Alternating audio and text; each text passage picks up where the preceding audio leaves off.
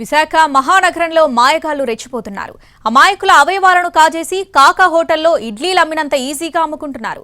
అవయవదానం పేరుతోనూ మోసాలకు పాల్పడుతున్నారు.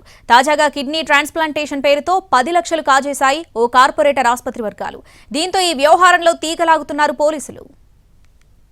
మెడికల్ హబ్గా ఎదిగిన వైజాగ్ ఇప్పుడు చీకటి వ్యాపారాలకు అడ్డాగా మారిపోతోంది.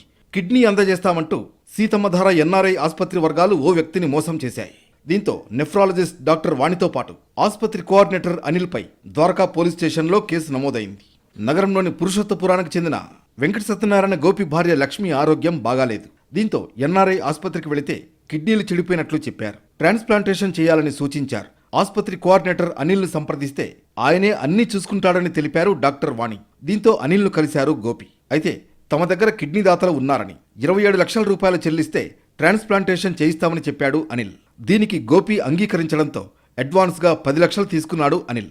ఇందులో 5 లక్షలు నగదు రూపంలో ఇవ్వగా మిగతా 5 లక్షలు తన స్నేహితుడు సాహు బ్యాంక్ ఖాతా ద్వారా ట్రాన్స్ఫర్ చేయించాడు గోపి. సొమ్ము తీసుకున్న అనిల్ మొహం చాటేశాడు.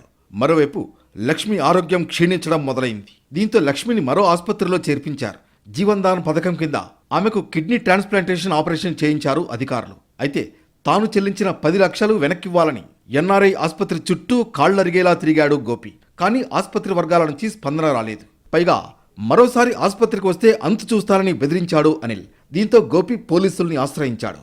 అనిల్తో పాటు డాక్టర్ వాణిపై చీటింగ్ కేసు పెట్టారు ద్వారకా పోలీసులు. ఈ వ్యవహారంలో ఇంకా ఎంతమంది హస్తం ఉందని ఆరా తీస్తున్నారు. ఏడాది క్రితం విశాఖ మధురవాడలో కిడ్నీ రాకెట్ గుట్టు రట్టయింది.